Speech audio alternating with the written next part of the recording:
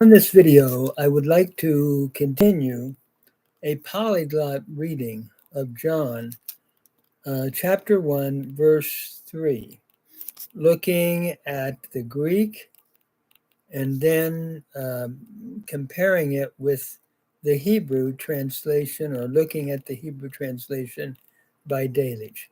Bringing us up to verse 3, it reads in the Greek, "En arche ein halagas, kai halagas ein pras tantaan, kai taas ein halagas." In the beginning was the Word, and the Word was face to face with God, and the Word was God. The Word being Christ, who became flesh, in verse 14. Three great truths taught, as we had seen before. We looked at his eternality. In the beginning was the Word. We looked at his separate eternal relationship with the Father. The Word was face to face with God. And then we saw that the Word was fully God, his full divinity. We are now at verse 2, Hutas ein enarche pras tantaan. This one was in the beginning face to face with God. No one else. It was this one who was always there face to face with God. Now we come to verse 3, where John will tell us that all things were made by him. Notice it reads, Panta diautu agenata, kai koris autu agenata udechen ha geganen.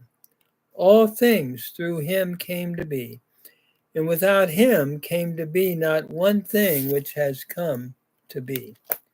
What I'd like to do is look at this phrase by phrase and do a comparison grammatically with the Hebrew text, the translation, and doing grammar in the Greek and the translation as well. So we begin with verse 3, doing it a phrase at a time. Panta diautu agenata. All things through him came to be. Panta is from passe panta, or panta. Here we have the plural, and it's nominative accusative plural from pas. So all, and it's adjectival, an adjective, all, and things we supply. So all things, DL2, through him, from dia, and the alpha has elided here because of the following alpha in L2. So all things through him, L2 is the pronoun, the personal pronoun, genitive singular from autos. So all things through him, agenata. Agenata is from genomai. It is the aorist indicative middle, third person singular from genomai. All things through him came to be. And the Hebrew then reads, Hakol niyah al yado umibaladav lo niyah kol asher niyah. So hakol, all things, ha is the definite article, and kol is translated for panta, all things. It's a singular but collective here. So as we read it then, all things, hakol, niyah is from hayah, have been by his hand. Niyah is from hayah. It is the nifal perfect, third person singular from hayah. So all things have been, have come to be, nifal. Al yado, by, al is the preposition by, yado is from yad, hand, and o is your pronominal suffix, third masculine singular. So That is the translation of Panta Diotu Agenata. So all things, the Nifal, have been by his hand.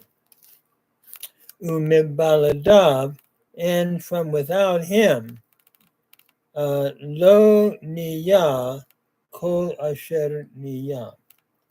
And the Greek reads kai korisautu agenata udechen. Kai is your conjunction and, koris is your preposition without, taking the genitive in autu, and without him, the genitive personal pronoun, autas, autu, in the genitive. Agenita came to be not one thing. Udehen would be not even one thing. And agenita, again, is your aorist indicative middle, third person singular from genomai. So without him came to be not one thing which has come to be. And we have that last two words, ha geganen, not one thing which has your relative pronoun in the neuter here, ha geganan, which has come to be. From genomai, a perfect indicative active third person singular from genomai. And as we read in the Hebrew, it reads, that is, Hakol Niya al Yado, all things have been by his hand, Umibaladav lo Niya, and without him, from without him, not Niya has come to be. Here we have another use of the Nifal, third masculine singular, Ko Asher Niya, all which has come to be.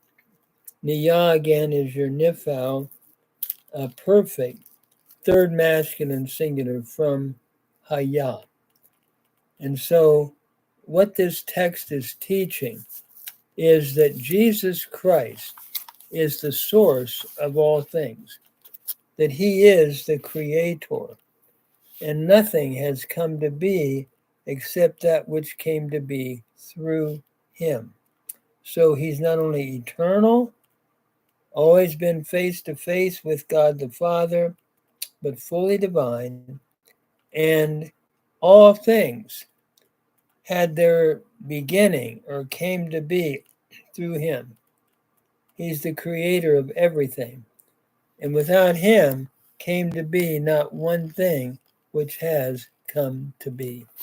So this is a great chapter, or a great verse, I should say, and we have a similar teaching in the book of Colossians, where the same kind of truth is taught about Jesus Christ, how he is the source of all things, how he is the wonderful creator, the source of all.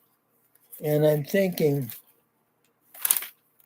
in the book of Colossians, chapter 1, verses 15 and following, it reads, Has estin ekon tu theou, who is the image of the invisible God, tu theou tu aoratu, plotato kas pases ketisaos, the sovereign or the firstborn of all creation, hate en auto ectiste, ta panta, for in him were created all things, in tois udanois, in the heavens, kaiapites gaze, and upon the earth, ta harata, kaita aorata, that is, things seen and things unseen, eti tranoi, eti